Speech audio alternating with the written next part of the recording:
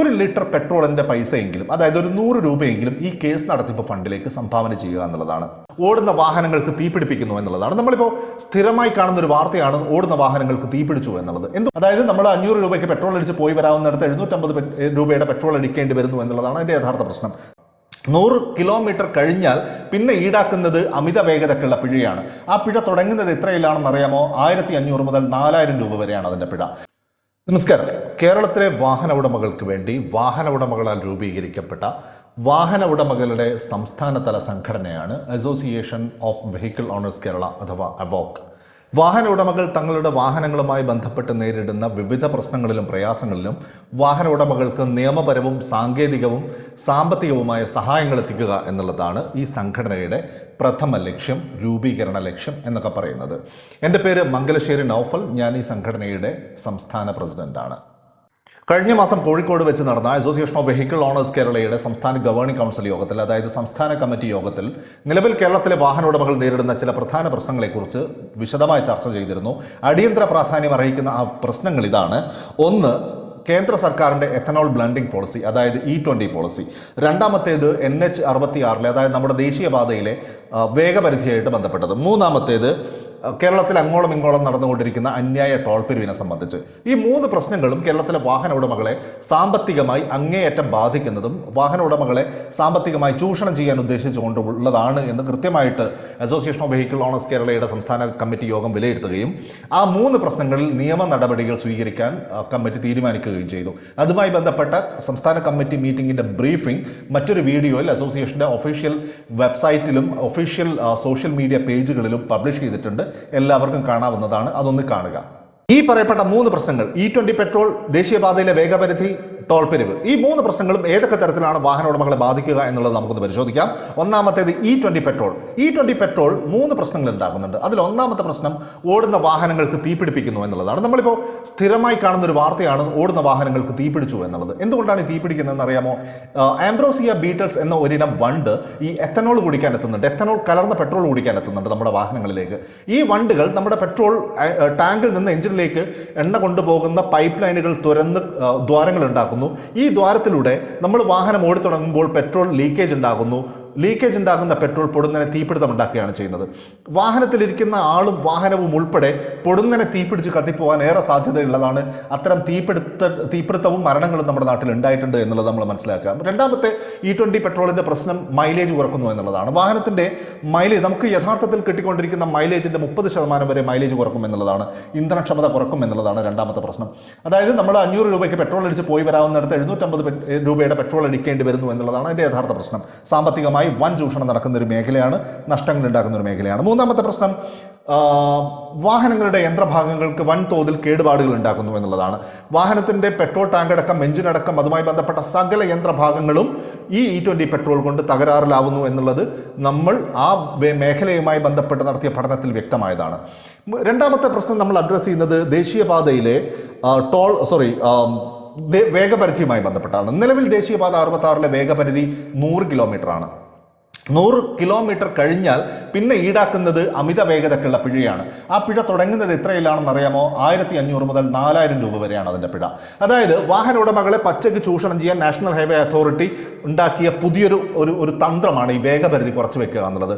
ഇതുപോലുള്ള 6 വരിപ്പാതകളിൽ അല്ലെങ്കിൽ express വേകളിൽ, ദേശീയപാതകളിൽ minimum 120 കിലോമീറ്ററെങ്കിലും വേഗപരിധി വേണ്ടിടത്ത് 20 kilometre കുറച്ചിട്ട് 100 കിലോമീറ്റർ വേഗപരിധി നിശ്ചയിച്ചിരിക്കുന്നത് വാഹന ഉടമകളെ കൊള്ളയടിക്കാനാണ്. മൂന്നാമത്തെ പ്രശ്നം ടോൾ പിരിവാണ്. നോക്കൂ, BOT അടിസ്ഥാനത്തിൽ വർഷങ്ങൾക്ക് മുമ്പ് 10, 15, 20 വർഷങ്ങൾക്ക് മുമ്പ് നിർമ്മിച്ച ആ റോഡ് മുഴുവൻ പൊളിഞ്ഞു പോയിട്ടും അത് ഗതാഗത യോഗ്യമല്ലാതായിട്ടും ടോൾ പിരിവ് നിർബാധം തുടർന്നുകൊണ്ടിരിക്കുന്നു.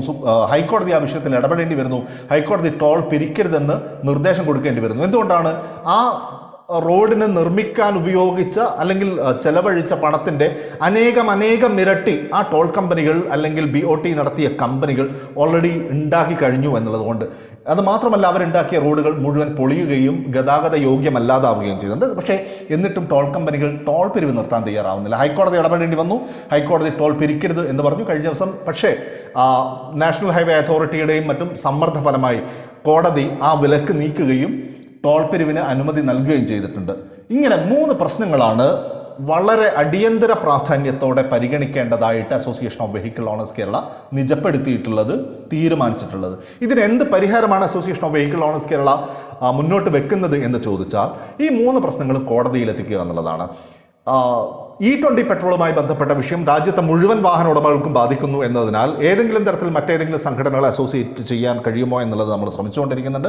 ഏതായാലും ആ വിഷയത്തിൽ സുപ്രീം കോടതിയെ അപ്രോച്ച് ചെയ്യാൻ, സമീപിക്കാൻ അസോസിയേഷൻ ഓഫ് വെഹിക്കിൾ ഓണേഴ്സ് കേരളയുടെ സംസ്ഥാന കമ്മിറ്റി തീരുമാനിച്ചിട്ടുണ്ട്. അതുമായി ബന്ധപ്പെട്ട് സുപ്രീം കോടതിയിൽ പ്രാക്ടീസ് ചെയ്യുന്ന പ്രമുഖരായ മലയാളി ലോയേഴ്സിനെ നമ്മൾ ബന്ധപ്പെടുകയും അതുമായി ബന്ധപ്പെട്ട കാര്യങ്ങൾ നീങ്ങിക്കൊണ്ടിരിക്കുകയും ചെയ്യുന്നുണ്ട്. രണ്ടാമത്തെ പ്രശ്നം NH-66 വേഗപരിധിയുമായി ബന്ധപ്പെട്ട് ഹൈക്കോടതിയിൽ നമ്മളൊരു ഹർജി ഫയൽ ചെയ്യാൻ തീരുമാനിച്ചിട്ടുണ്ട്. മൂന്നാമത്തേത് ടോൾ പിരിവ്. നിലവിൽ ടോൾ പിരിവുമായി ബന്ധപ്പെട്ട് ഹൈക്കോടതി പരിഗണിച്ചുകൊണ്ടിരിക്കുന്ന കേസുകളിൽ കക്ഷി ചേരാനും തീരുമാനിച്ചിട്ടുണ്ട്.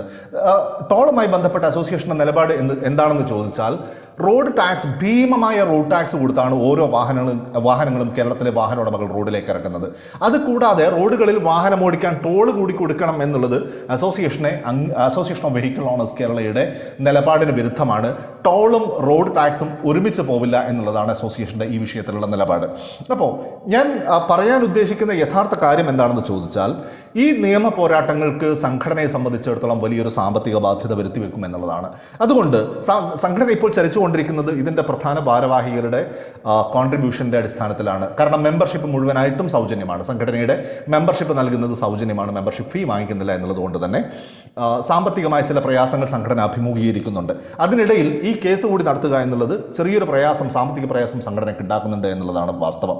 അതുകൊണ്ട് എന്നെ ശ്രമിക്കുന്ന കേരളത്തിലെ എല്ലാ വാഹന ഉടമകളും 1 ലിറ്റർ പെട്രോളിൻ്റെ പൈസയെങ്കിലും, അതായത് ഒരു 100 രൂപയെങ്കിലും ഈ കേസ് നടത്തിപ്പ് ഫണ്ടിലേക്ക് സംഭാവന ചെയ്യുക എന്നുള്ളതാണ്.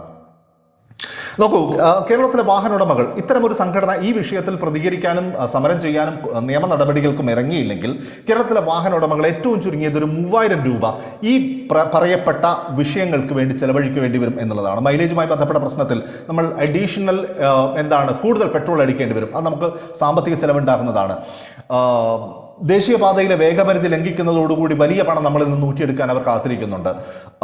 ടോൾ പിരിവ്, ഈ കൊള്ള ടോൾ പിരിവ് കാരണം എത്ര പണം നമ്മൾ അധികമായി ചെലവഴിക്കേണ്ടി വരുന്നു റോഡിലൂടെ യാത്ര ചെയ്യാൻ എന്നുള്ളത് നമ്മൾ മനസ്സിലാക്കുക. അതുകൊണ്ട് വെറും ഒരു 100 രൂപ, ഒരു ലിറ്റർ പെട്രോളിൻ്റെ പൈസ ഈ അസോസിയേഷൻ ഓഫ് വെഹിക്കിൾ ഓണേഴ്സ് കേരളയുടെ കേസ് നടത്തിപ്പ് ഫണ്ടിലേക്ക് എല്ലാ ആളുകളും സംഭാവന ചെയ്യുക.